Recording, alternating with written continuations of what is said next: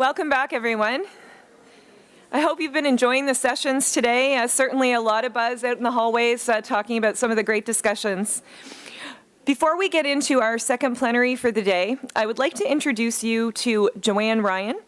She is the Vice President, Philanthropic Advisory Service for TD Wealth. TD is our lead conference partner, and we're extremely grateful for their generous support. Please give a warm welcome to Joanne. Thank you. I just want to say that it's a pleasure to be the premier sponsor. We have been sponsoring PFC, Philanthropic Foundations Canada, for a number of years. And I work in the private wealth management side, and it is becoming more and more important for our high net worth clients to give, especially during COVID. I run the Private Giving Foundation, a donor advised fund program, one of the fastest growing vehicles in Canada, and we just surpassed $500 million in grants earlier this year.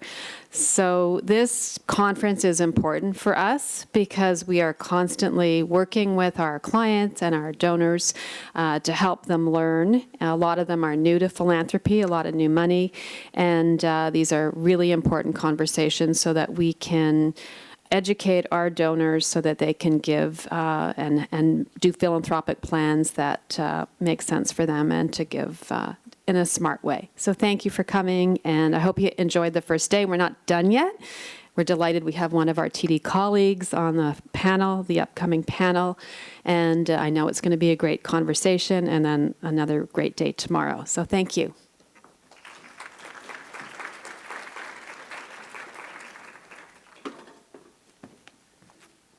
Merci, Joanne. Thank you, Joanne. Not only is she a member of FPC, but without TD's support, this conference would be impossible today.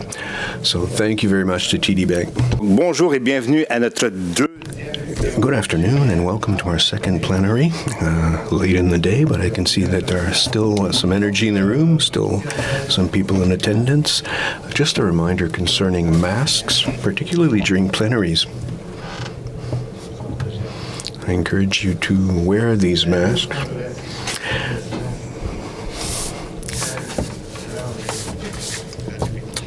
Addressing systemic racism and discrimination affecting Indigenous peoples, communities of colors, LGBT individuals, and women raise inescapable issues for Canadian society. How can corporations and philanthropic foundations effectively address them? And what new practices and approaches seem promising, particularly since the pandemic? Question. We are very fortunate to have a moderator who's used to ask tough questions of us in the sector.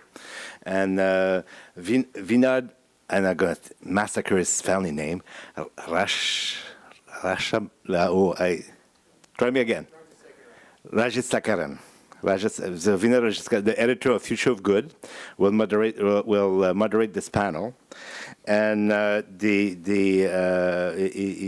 a last-minute replacement. We had another person that was scheduled to do that, but she had a death in her family. So Vinod very courageously accepted to play this role at the last minute. But as we know, he's been able to shape debate in the sector and ask the tough questions. So Vinod, I'm going to invite you to come on the stage and with the rest of the panel and start the conversation. Thank you.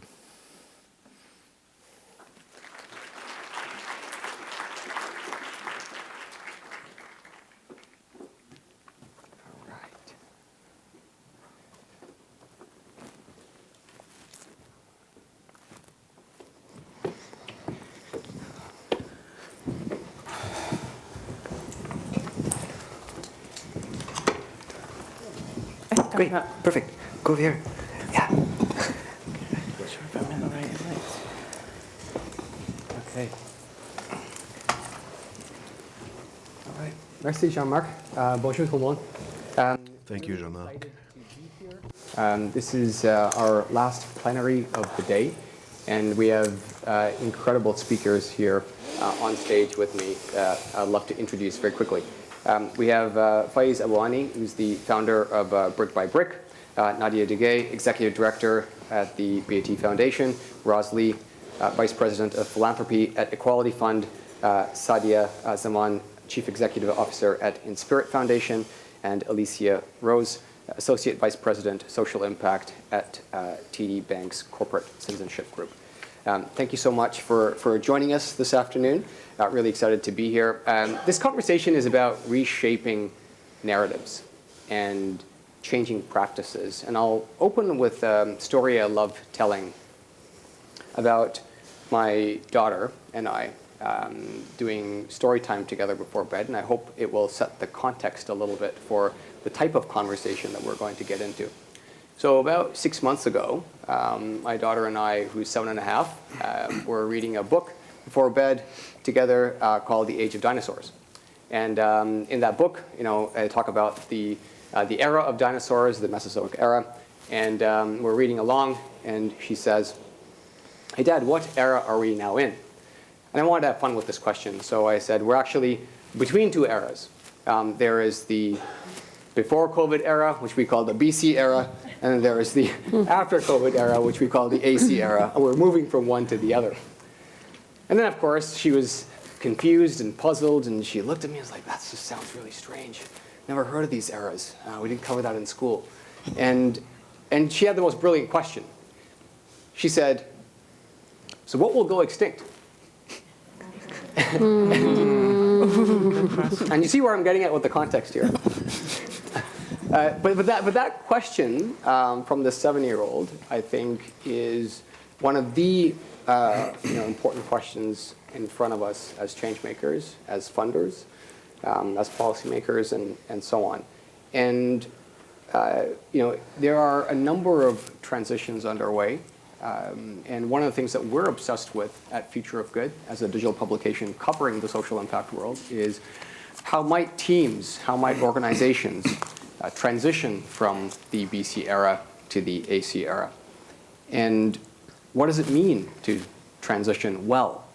And if we want to see transformative change in the AC era, we have to reimagine the narratives that have dominated the BC era, and in particular dominated how social change happens. And narratives are one key way in which power or scarcity is exercised or maintained, that possibilities are shut down or opened up, that determines who is fundable and determines who is seen as valued, acceptable, and risky. So narratives have a lot of power. And I want to kick off, Sadia, with you. Your work at Inspirit and outside of Inspirit focuses a lot on narrative change. What is the role of philanthropy in shaping and shifting narratives? Well, let me start with a story, too. A story about philanthropy and what we think about when we say philanthropy. I grew up in a small town in Saskatchewan, 1,200 people. My family had no money whatsoever. There was a stint on welfare. There was 5 kids. My parents worked extremely, extremely hard. My mom's educational qualifications were never recognized, so she was never able to work in Canada. But on every level, we were philanthropists in the sense that we cared deeply about lots of different things.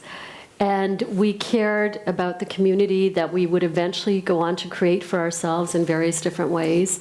And I don't think that this is an idea of philanthropy that is very common, right? That it lives in many different places, and it lives in many different communities, and it lives in many socioeconomic communities, as well as racial, religious, and ethnic communities. And it's a place where many of us live.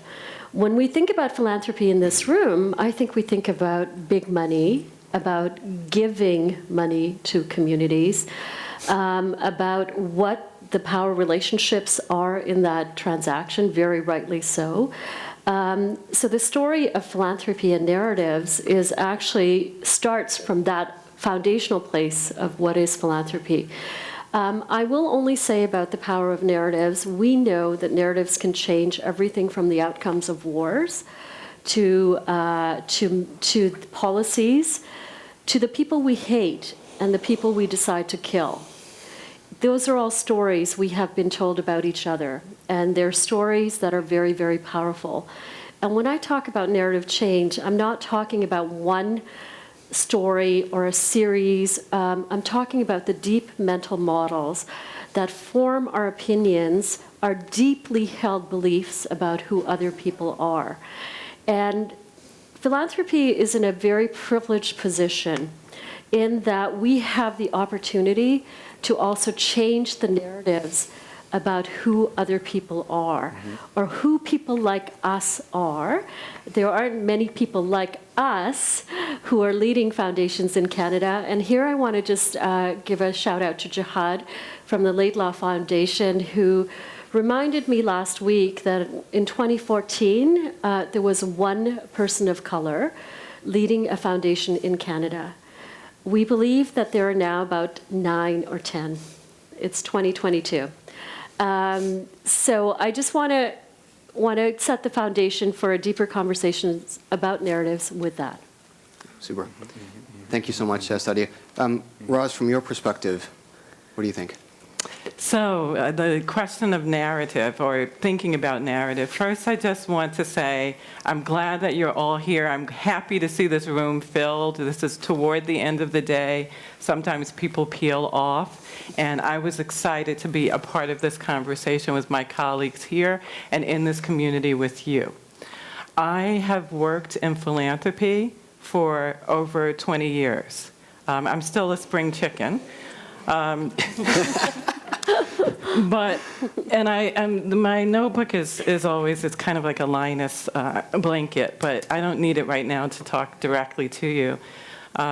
What I would say, I would tell a story as well. When I started in philanthropy, there were very few people who, working in philanthropy that is, there were very few people who looked like me. And particularly now doing the kind of work that I'm doing now, which is mobilizing resources to support feminist movements globally and to support those movements to scale. And I work at the Equality Fund as my day job, and I'm a movement person my whole life since I was 17 years old. But my story about philanthropy begins before I had a job. So I went to church, and we gave money. I learned through that process about how to, what I call tithing for social justice, how to support movements. I got comfortable with talking to people about money, with asking people for money. And I also got comfortable with being in relationship to people. Because philanthropy, that is what philanthropy is. It is to give, it is to do good, it is to give back. It is to do it well, and with humility, accountability, and respect.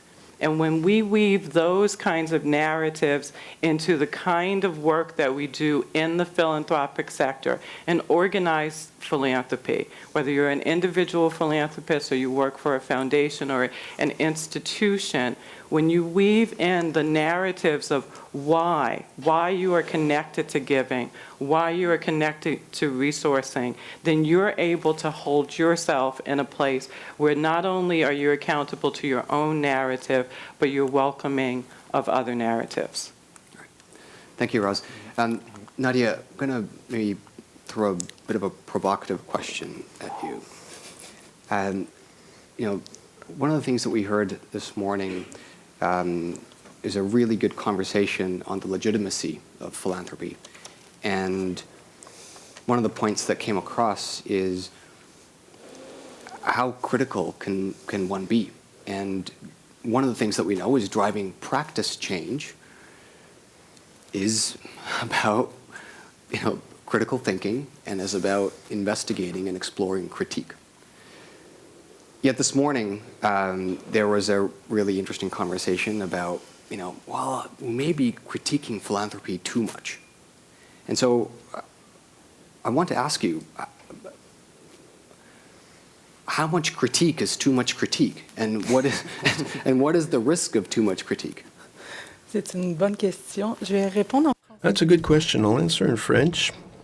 Just give people enough time to. We'll have a bilingual panel. So I admit that this is a question that has kind of upset me. It kind of took me off kilter when it came up. We raised the fact that there's a risk in overly being critical, that donors might be turned off and pull away, or for people who eventually might want to be involved in philanthropy, they might be turned off and leave it aside. But here's another version of your question. Socially speaking, to what extent can we involve in environments that are not convincing us and confirming that we're the good guys, the good people in the story? Why are we not able, in fact, to understand that the critique is not only necessary but urgent? We have to be able to sit down and face the possibility that we might not be only good or all bad. We have social constructs. We are the product of the systems we are trying to change. And that's a part of our work, too, to sit down, look at things as they are, make mistakes, move ahead, one step back, two steps forward. So the question it raises to me is what necessary and urgent competencies have to be developed to face today's challenges, which are both social and environmental challenges. And in these skills and competencies, there's the matter of how to offer criticism, receive criticism, how to understand and name from which standpoint we are constructing our thinking and our reaction to critique, in fact.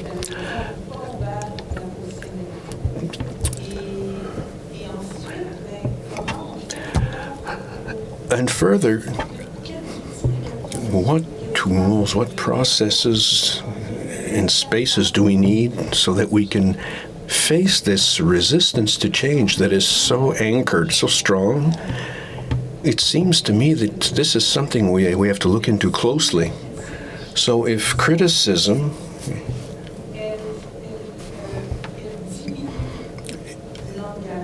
reduces commitment in philanthropy, the obstacle is not the criticism itself.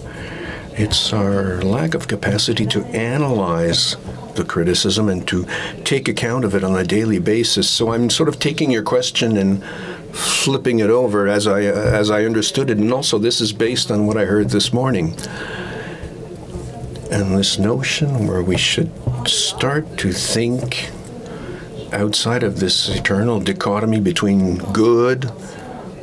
We have to think in a state of tension all the time, too positive, too negative, and so on. We're complex beings, and our problems we're faced with are complex as well and required sophisticated thinking.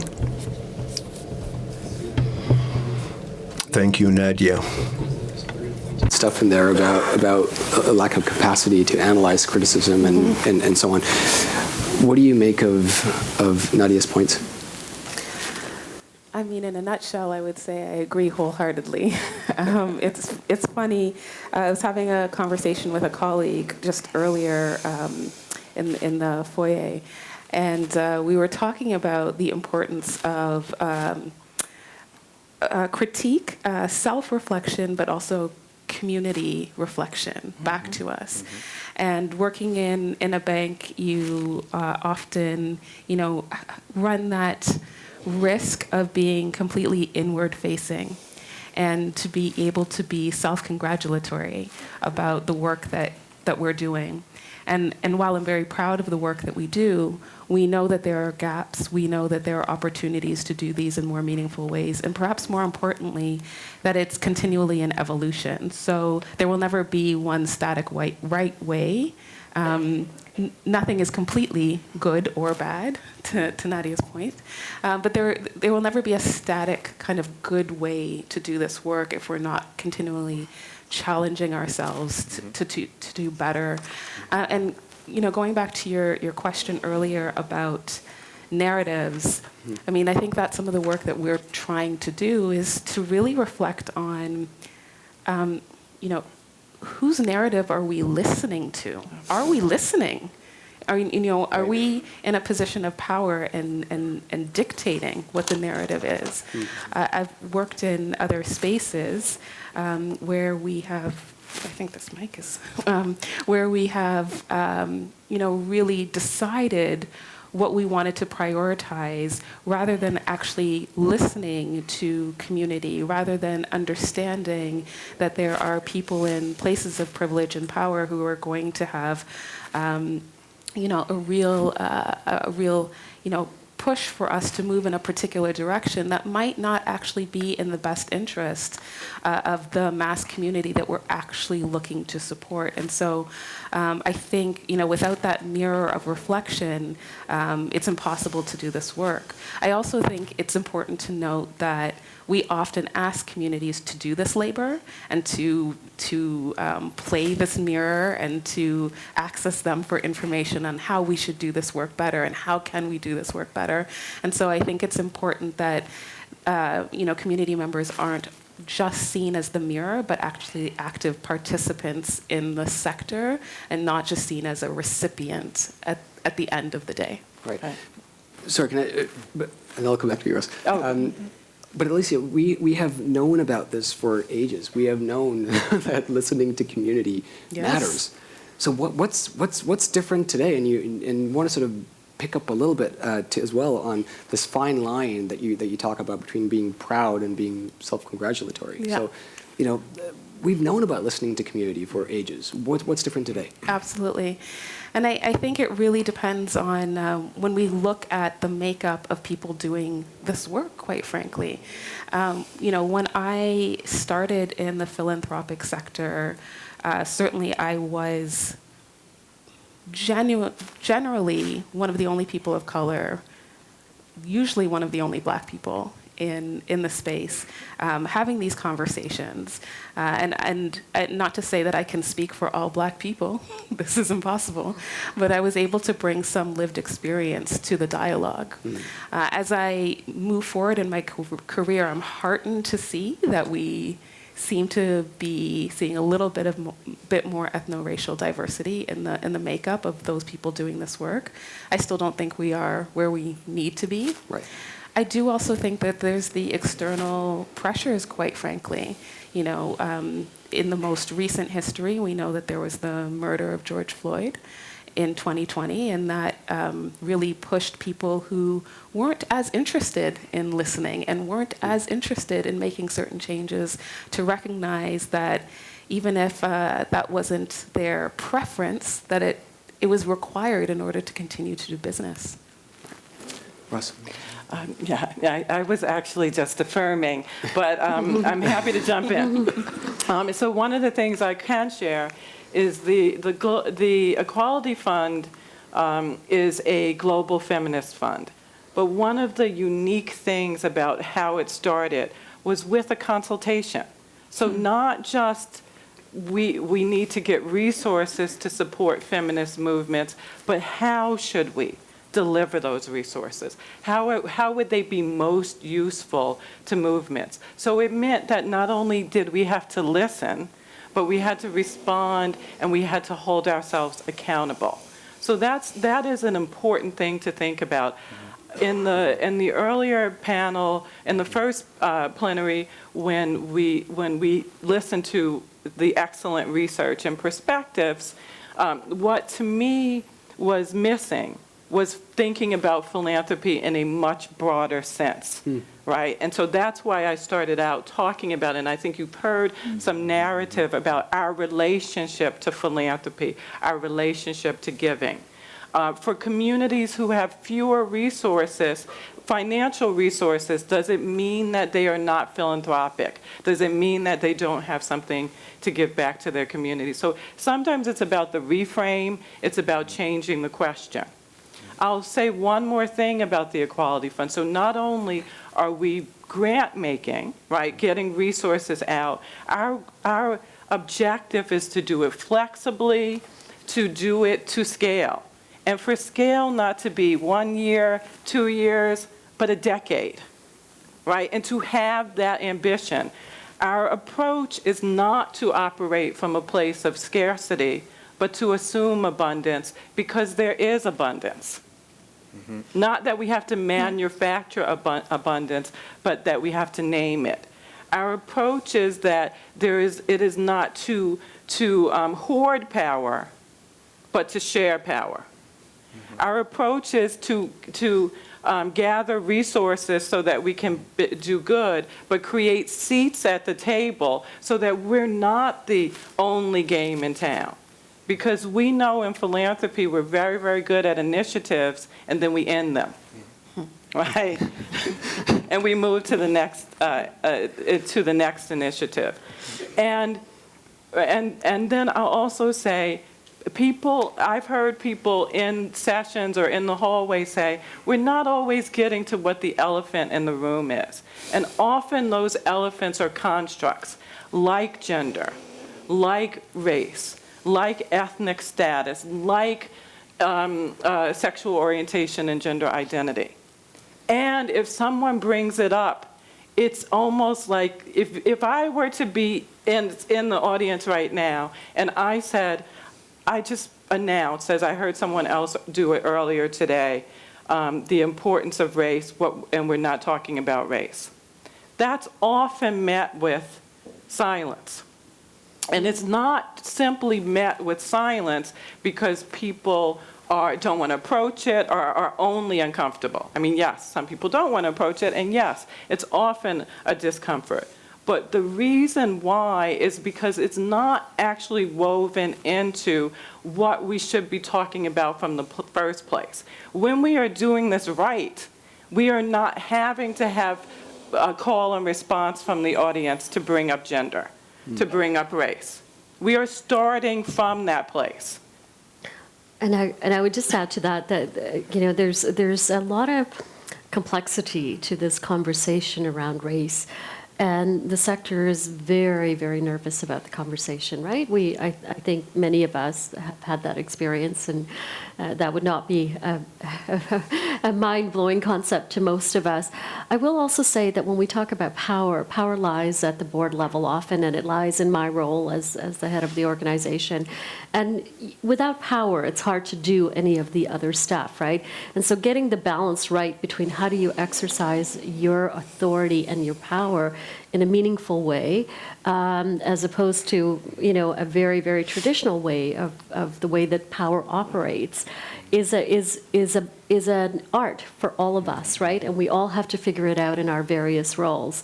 One of the things that I haven't heard so much conversation about in terms of the narrative of philanthropy is the cultural competency that comes from having boards that are incredibly connected to communities, that are incredibly diverse in many different ways, but also have incredible expertise. Because representation without the other piece just sets people up to fail, right?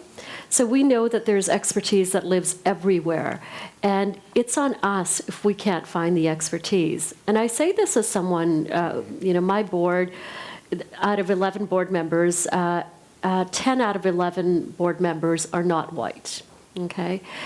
What that means in real terms is that there's incredible expertise around the table, that's a given. However, there's also a cultural competency piece there, which in this day and age, within philanthropy in Canada, that is a crucial skill set. And by that I mean that this is not a board that shies away from conversations about race. Right. They get the nuances of lateral violence. They're not afraid of that conversation. They're not afraid if someone says, oh, so-and-so was really offended in a room and, therefore we should do X, Y, Z. Their response is, well, why? These are tough conversations, tough things are said, and if people are upset by the way that the tough things are said, we need to have a conversation about that.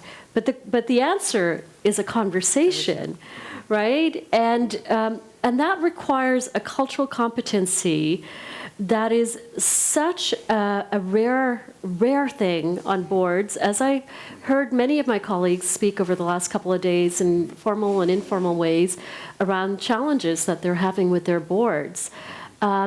how you can not have that competency on your board in this day and age defies the imagination, given what is actually happening in the world. And this is important also in terms of how we wield power and the power that boards hold traditionally. A culturally competent board that is incredibly skilled, but also incredibly diverse in terms of lived experience, has that ability to sort through this stuff. The fiduciary stuff that we do is so easy. We can do it like in an hour. It gets done. None of that is hard. Like really, let's not pretend it's hard. It's not hard. We can all do this. We're paid to do, to get all of these ducks in a row. We do it. To say that that's a hard thing and that's accountability is like, to me, is really kind of insulting, actually, in many ways. I think a lot of the tougher conversations happen in this other space that boards are increasingly having to deal with. And that requires a very skilled board with very, very specific competencies. Faiz, I'm going to come to you in just a second, but I just want to follow up, Sadia. But why is the sector uncomfortable with and shy away from these conversations about gender and race? Like, is it the lack? Is it cultural competency, the lack of cultural competency, or is it something deeper? I don't know, because I'm coming from outside the sector, so I've been in this role for 4 years, but I was shocked. I have to say, I was stunned when I came to the sector. And maybe it's from having been in so many different places, and as a journalist, also having covered lots and lots of different issues, where really tough things are happening all the time, and people rise to the conversation, and you kind of have, stuff always happens, and then you figure out, but things are actually like named and said. And so it's a very, I don't know the answer to that question. I wish I did. But I just know that it is perhaps the culture of philanthropy in Canada.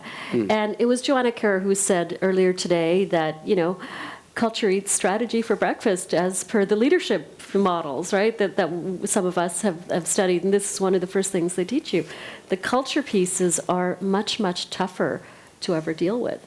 Right. Can I jump on that for 1 second? Yeah, go ahead.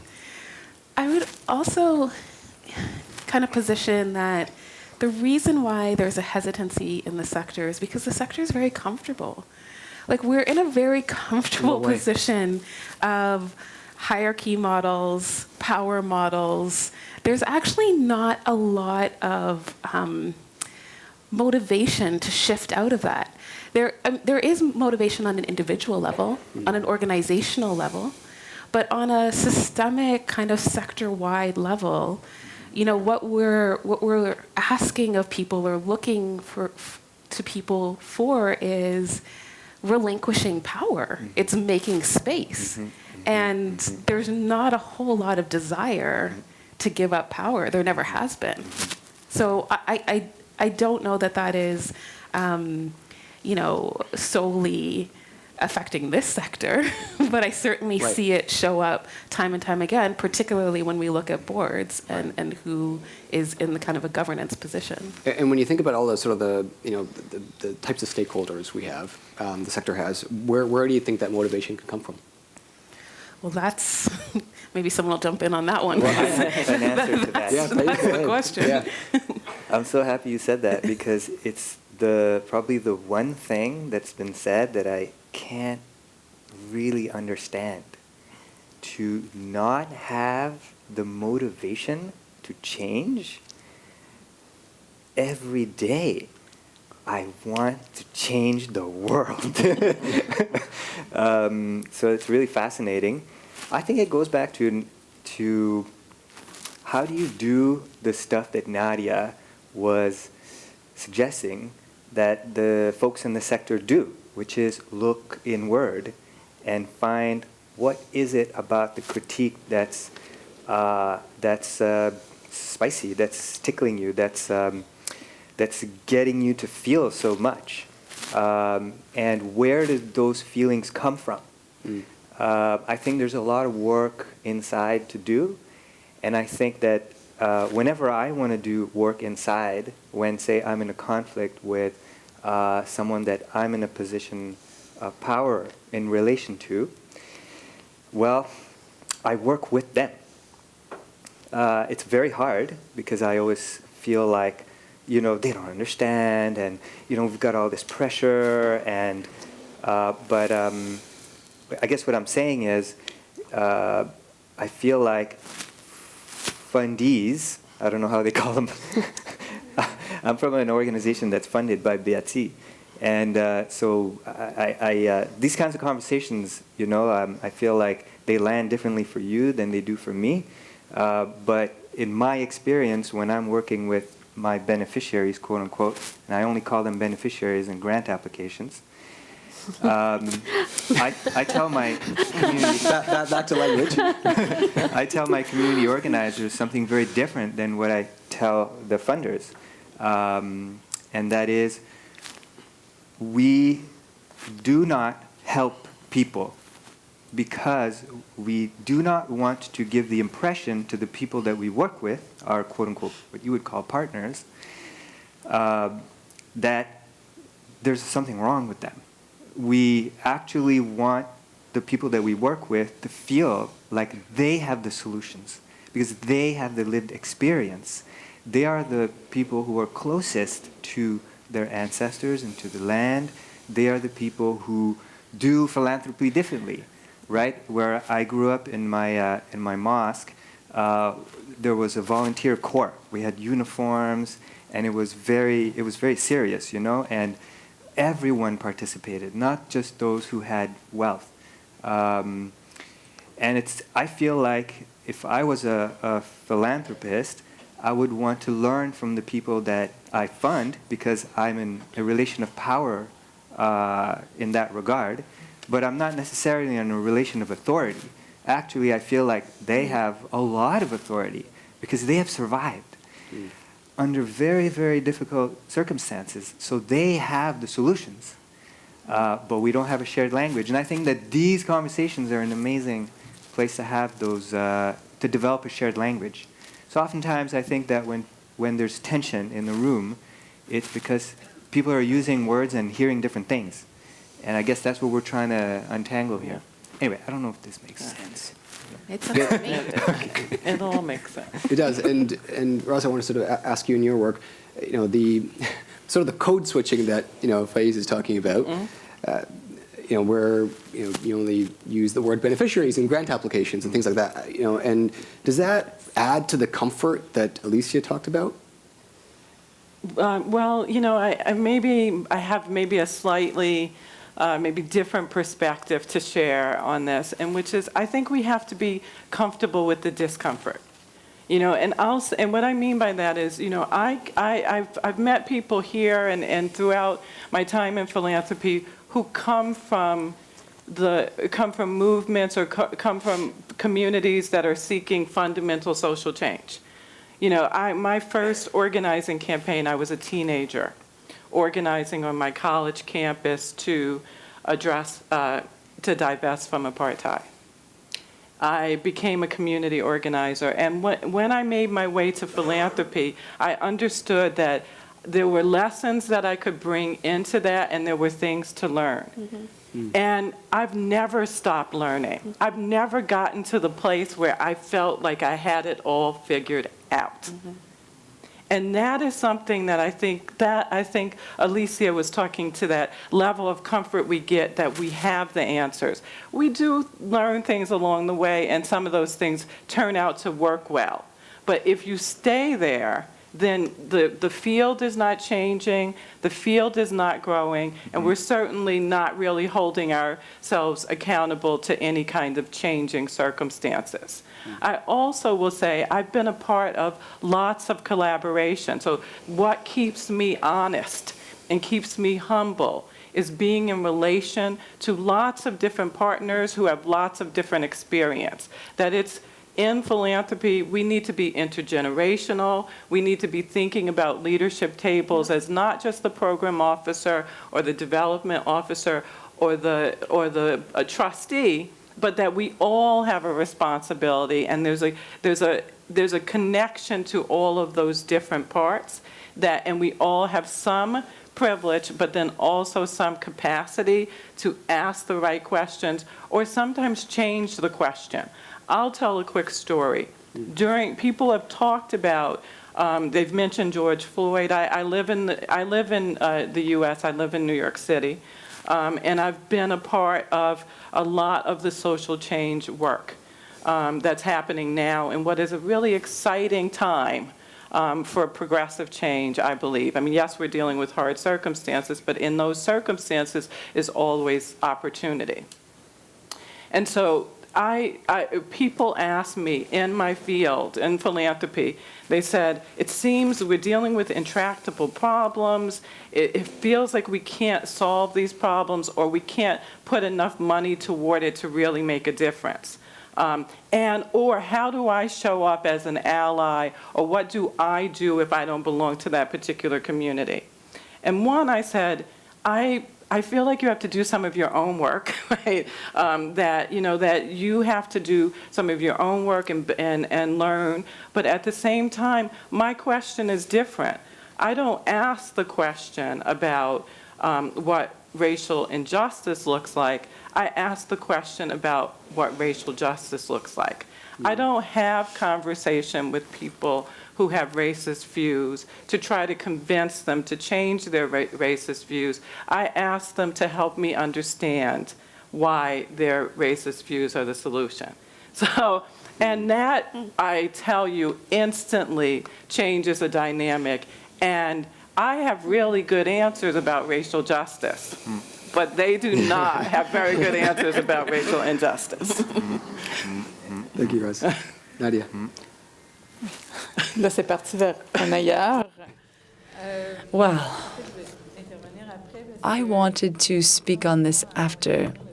I always take my time when I'm starting because I know you need a minute to put on your headsets. Well, I wanted to give some examples, a bit like you said, because 5 months ago, I wasn't in philanthropy. I just came into it, and I was part of not-for-profits. And I already found myself with the same project and 4 different ways to present it. There wasn't even the same understanding, so the level of depth around the social issues depended on the funder. At one point, you start to understand very quickly what level of government, what level of philanthropy, and you have to look at the grantees, and then you read, you have to empower this or that. But we never talk like that internally. But otherwise, there's no way to move forward. And we talk a lot about trust. We talk very little, about if we're talking about trust, that's because there was a lot of doubt and mistrust. And perhaps we took for granted that we knew best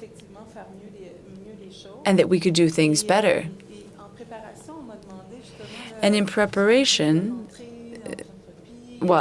I was asked, because you're brand new to this, what would be 2 things that you'd want to do at the outset?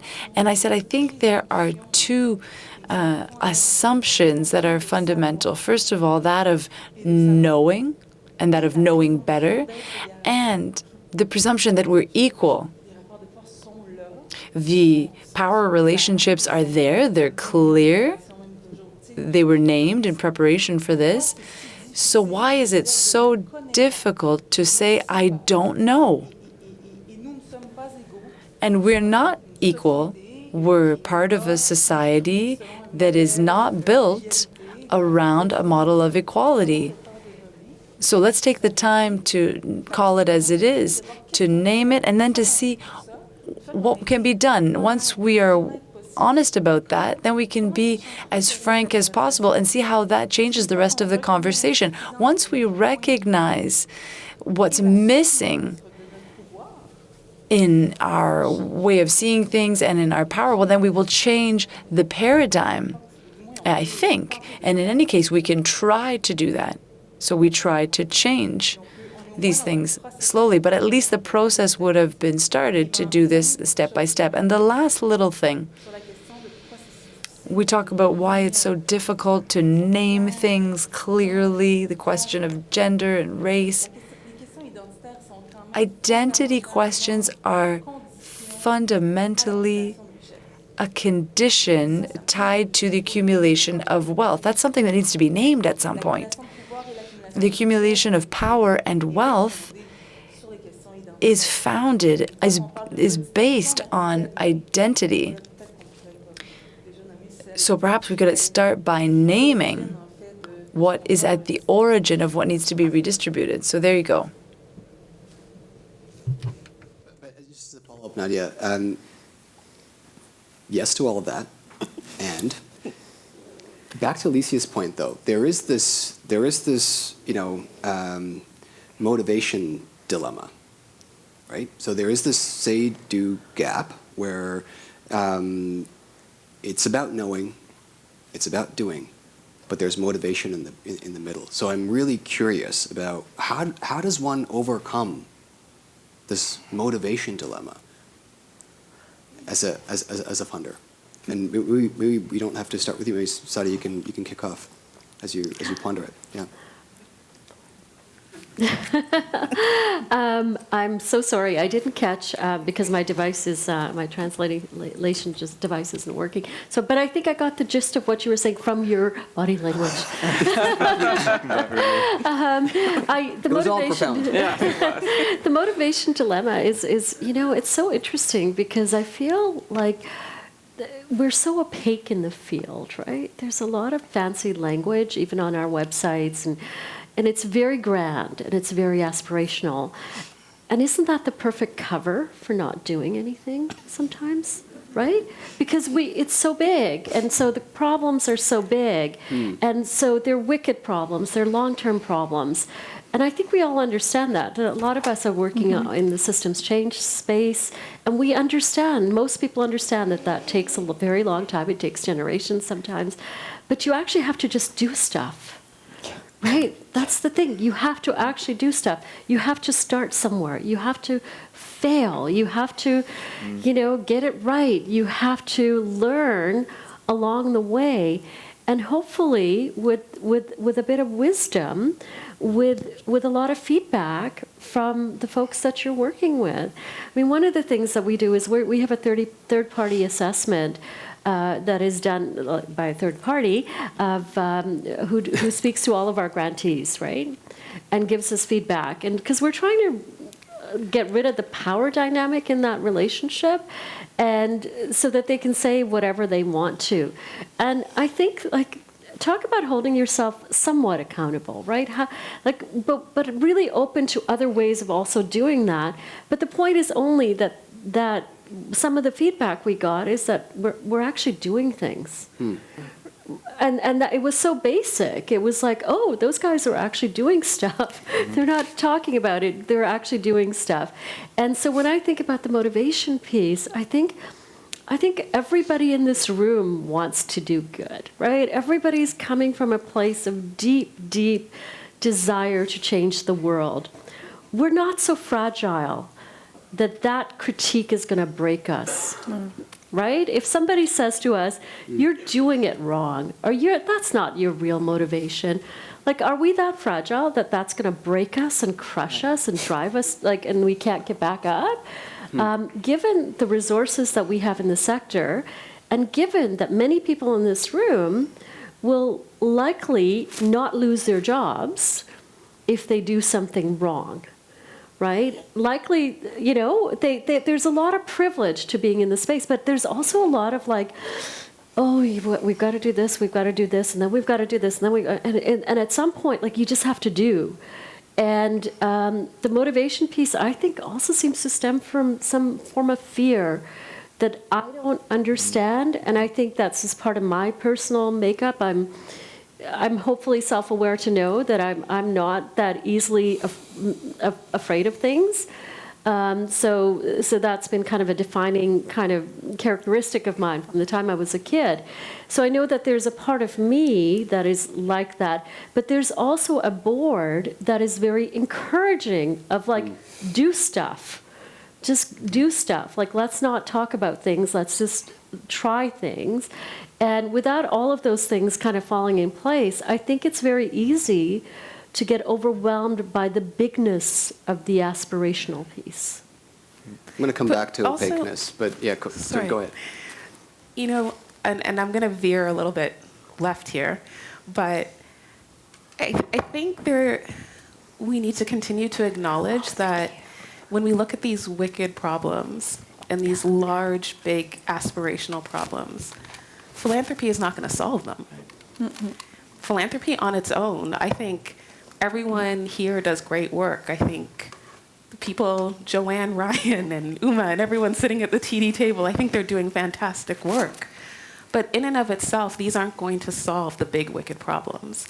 If we continue to contribute donations to, Black communities across Canada, if those communities can't access loans, if they can't access housing, if they can't access funding through our bank, then we're just one arm. I know I'm speaking from a corporate seat here, but I think it's really important to recognize, sometimes motivation is about fear, sometimes it's about being overwhelmed, and sometimes it's what is actually within our power to fix through straight philanthropy. And I think there has to be acknowledgement of the importance of partnership to be able to address some of these wicked problems. And perhaps, use that as inspiration for future kind of motivation. All right. Can I just ask a follow-up here? Because You can ask anything you like. Terrific. You're a moderator.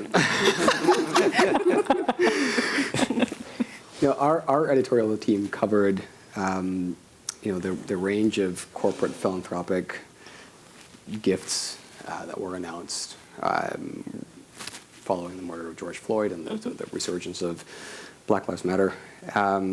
We've sort of gone back to a number of organizations and asked, how's it been? And what we've heard by and large from a lot of these community organizations, grassroots groups, is that, that was mostly performative. I'm curious to hear from your perspective, when you talk about, we should focus on what's within our power. Take us inside, your team and some of the tensions that you've had to navigate to make the work that you're doing really genuine as you possibly can. So let me just go back to, let me have my own story now.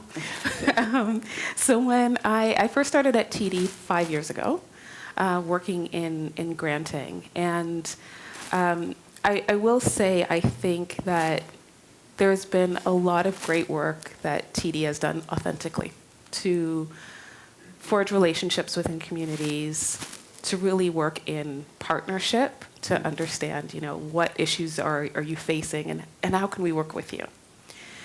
But I think after the murder of George Floyd, the appetite to really understand some of those systemic issues and the root cause of those, I think there was a bigger appetite to have a better understanding of that.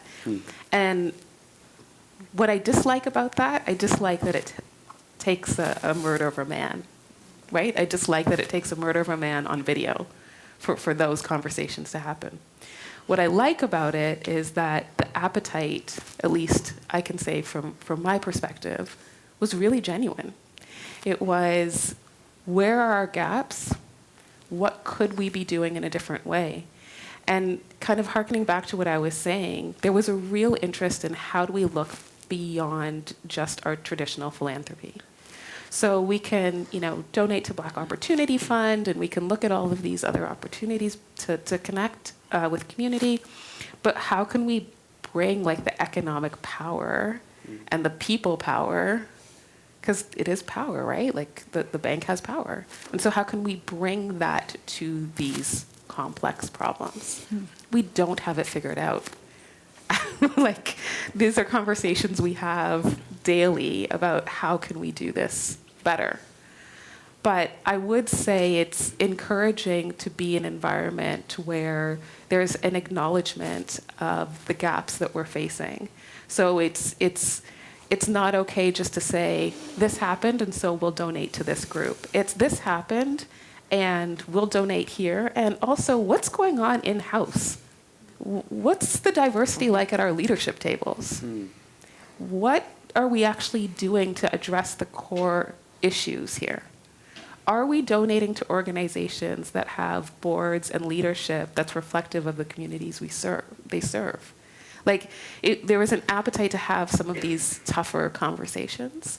And so, I wouldn't by any means say that, I think there's still a lot of work to do and a lot of boundaries that could still be pushed. But there's an open door now, and so that's encouraging. Right. Picking up on that, Faiz, I know Nadia's on the stage here with you, but how do you feel when you're in the room with funders?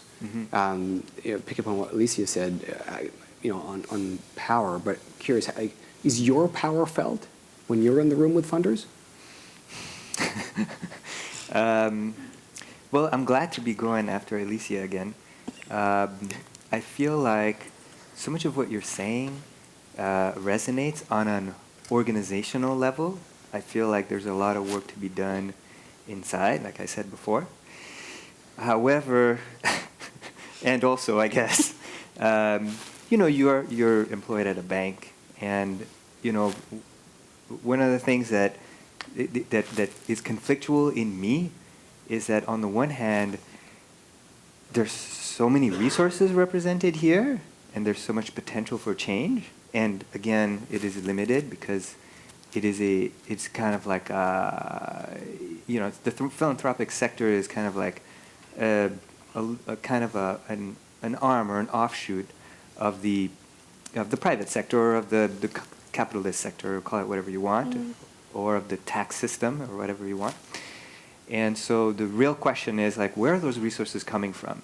Is my aspiration to want to be so successful that I can get as much money as I possibly can from foundations, or to come to a point where I myself can become a foundation and transition the organization to become a philanthropic organization that can have a huge impact by funding other groups that do great work on the ground?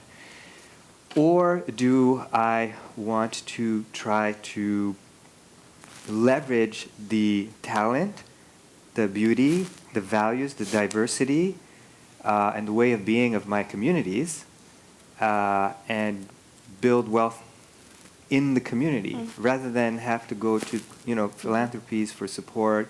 Those are the kinds of questions that I'm battling here, because if you really dig down, if you look at where the money comes from philanthropic organizations, it doesn't always come from great businesses that do ethical work.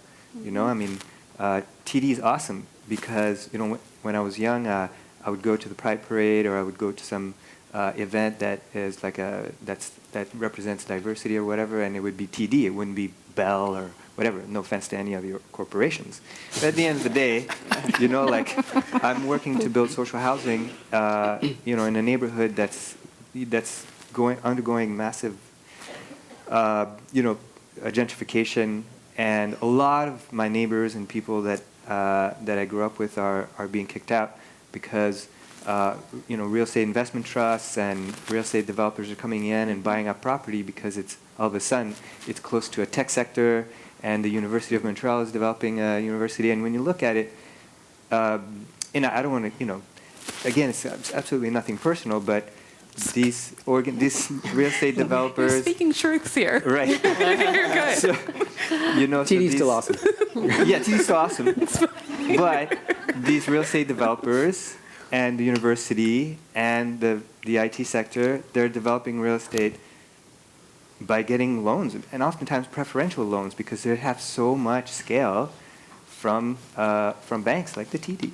So the question for me is, how can we regroup our resources? How can we build our own infrastructure? How can we build our own economies? And there are a lot of, I think that partnership with philanthropy, there's so many different ways to grow together. But at the end of the day, the end goal is not to be the most cherished organization in the philanthropic sector, is to be far, far, far beyond that. I'm going to do a bit of a quick sort of audience poll here, because I have a question following this for you, Nadia.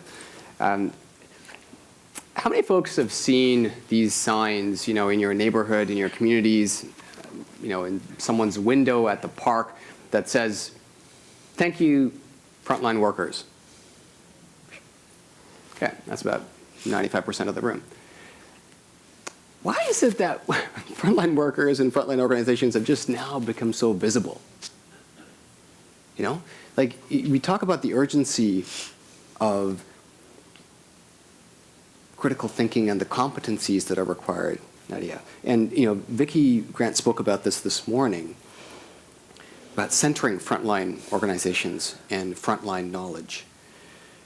What happens when we listen, acknowledge, and understand the competencies and the knowledge at the front line? What kind of change? Bah, ça change tout. But it changes everything. Well, I'll give you some time. I didn't expect this question.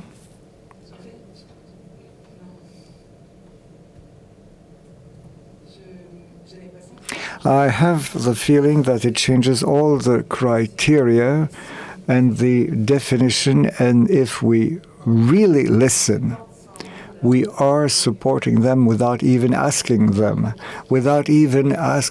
what they will be realizing, and we are with them in the field.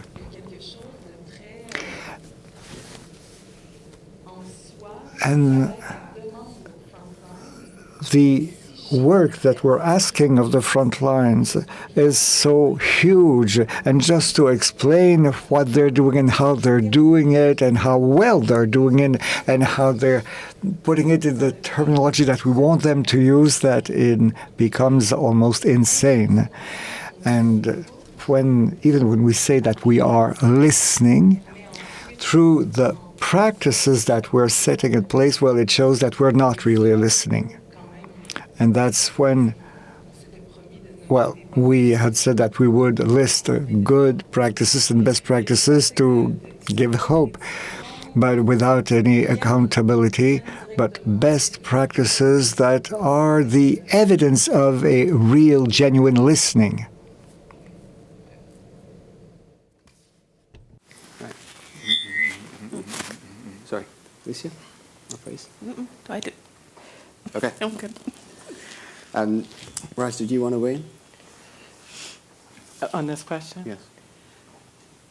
Yes, I do, actually. Thank you very much. Well, yes, I would like to weigh in. Well, one of the things that we talked about as we were preparing to come together for this conversation was this idea of what it means to be on the front lines.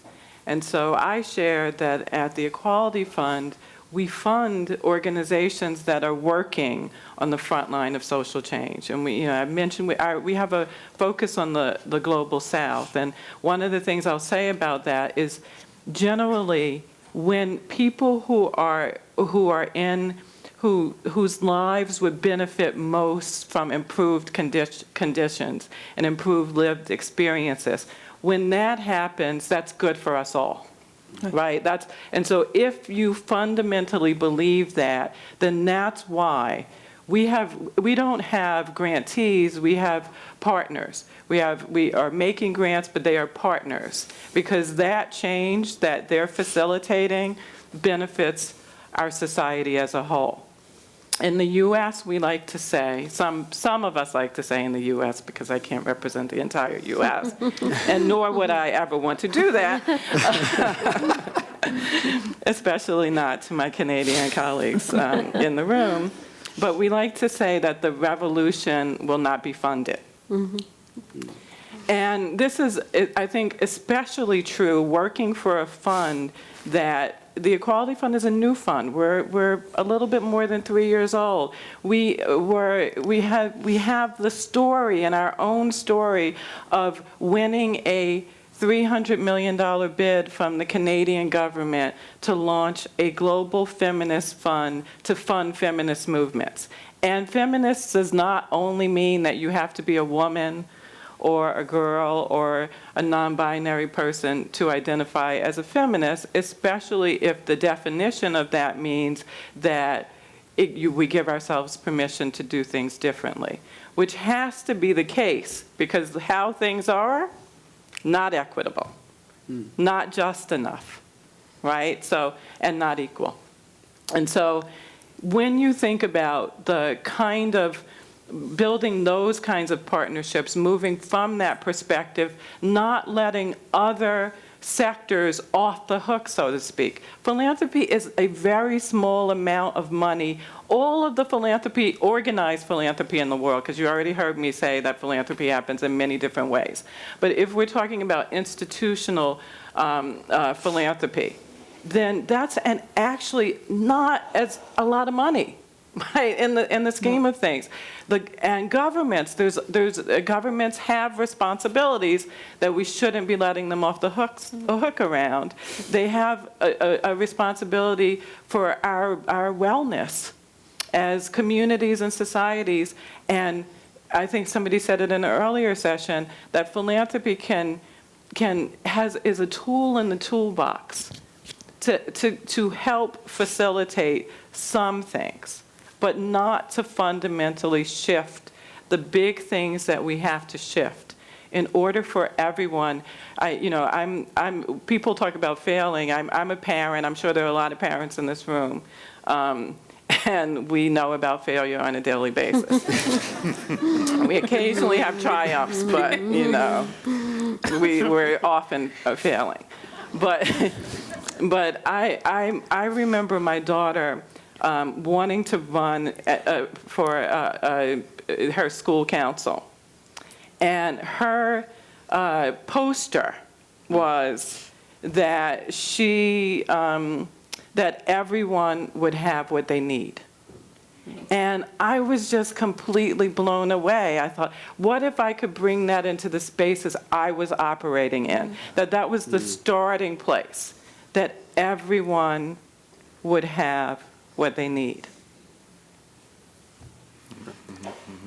Do we have time for one or two questions, or no? Yes? Okay, super. I don't know where the mics are, but if there are, a question or two from the audience, would love to take it before I quickly do a sort of a checkout round with the panelists. Are there any questions? Sorry, I cannot. The lights are just so strong. I can't see if hands are going up. So, over there. So. Yeah. Oh, I should wait for the mic. We should wait for the mic? Okay, yeah, being recorded. There's a question over there if there's a microphone.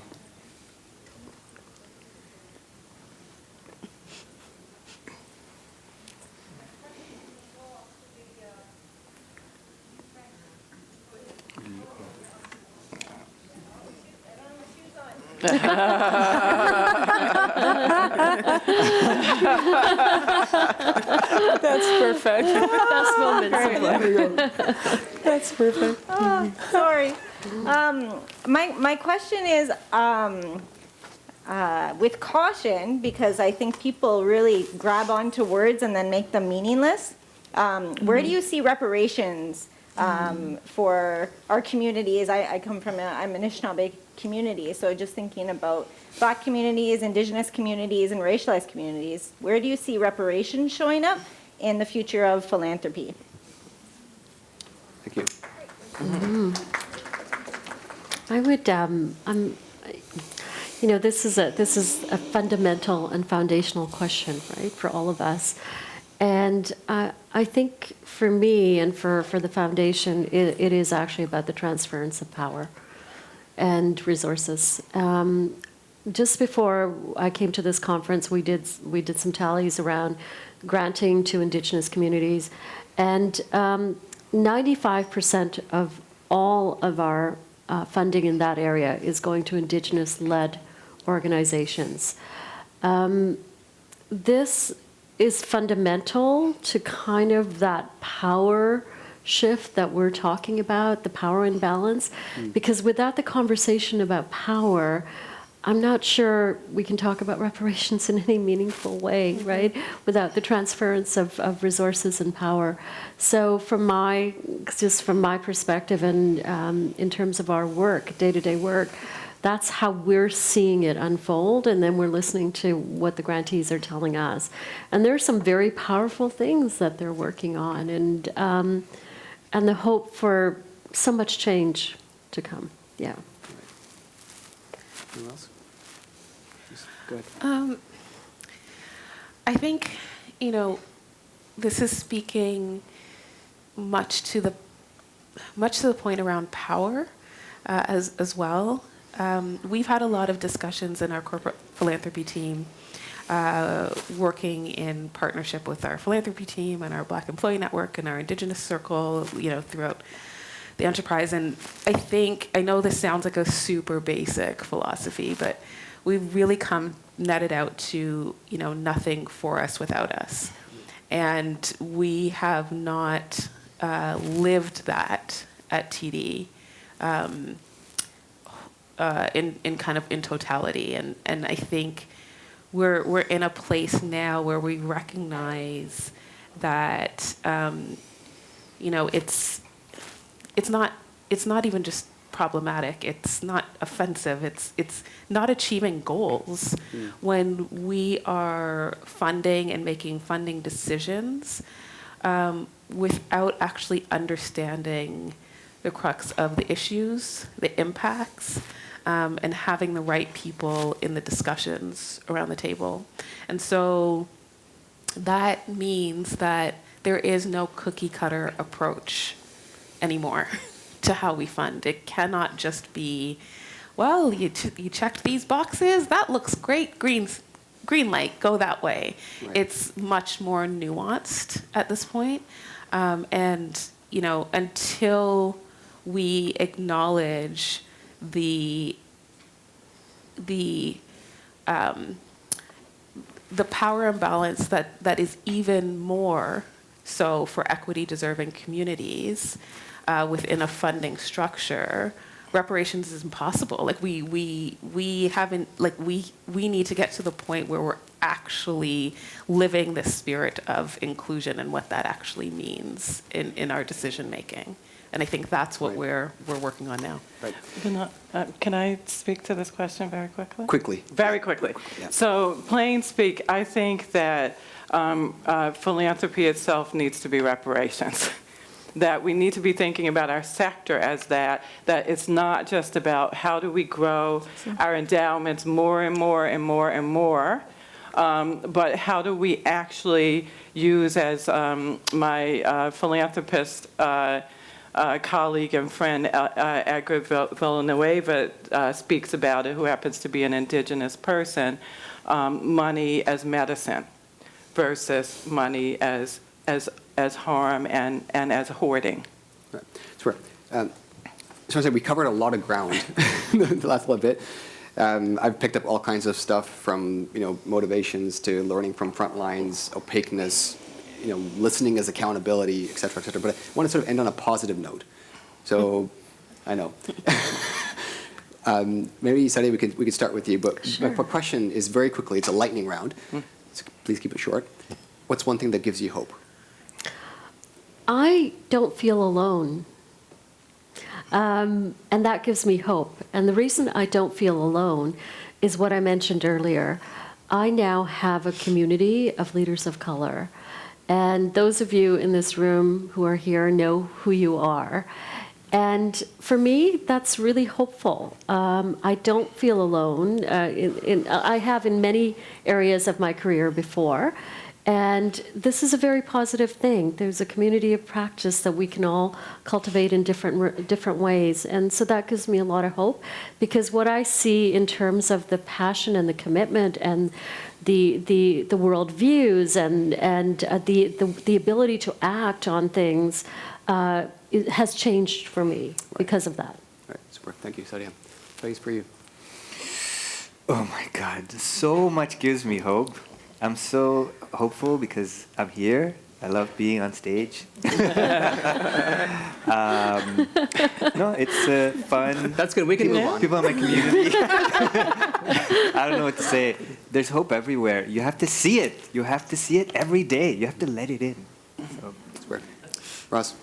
Yeah, I agree with that. I'm always motivated, never lack motivation. I'm constantly inspired. I am aware of the incredible change that people are making with almost no resource. So extremely motivated by what is possible when they have resource. So that's what I would say. Super. Nadia? Would be the explosion of different practice, ethics, and theory that are really deep down, asking new questions and re-asking new questions in other ways and proposing to act differently altogether. And the personal answer would be love. Gives me hope. Love it. Merci. Alicia. Oh, come on, we should have ended right there. You can repeat what you said. Just quickly, I think what gives me hope is that I'm not having the same conversation today that I had 2 years ago, that I had 2 years before that. Yeah. Like, it's evolving, and that gives me hope. Yeah, wonderful. Nadia, Sadia, Raz, Alicia, Faiz, thank you so much. This was amazing. Zaman, I will ask you to offer closing remarks. Super. Thank you. Thanks. Great. Thank you so much. A huge round of applause, please, for Vinod and the entire panel.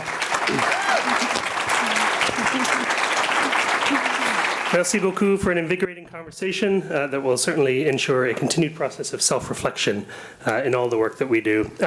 And specifically the conversation around cultural competency and its necessity to bring about sort of meaningful engagement in conversations and addressing that what did you say? It was the see-do gap, was that? Say-do gap really resonated for me. And you know, just that continued... The see-do gap too, yeah. And you know, an encouraging conversation around embracing discomfort, relinquishing power, and making space. Certainly sticking with me, and so thank you for the conversation this afternoon.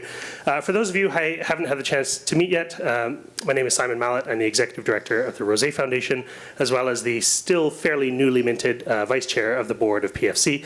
I'm delighted to be sharing the MC duties for the conference with Jean-Marc and Board Chair Patty Faith. The Rosé Foundation is based in Calgary, and this conference is always such a treat because I get to come across the country to meet a bunch of people from Calgary who I've never met before. So it's always a great joy to be here. Where are my Western Canadian friends at? I know there's some down here, there's some at the back here. If you see folks from Western Canada at the reception and they look a bit bleary-eyed, it's because the conference started at 6 a.m. Mountain Time this morning.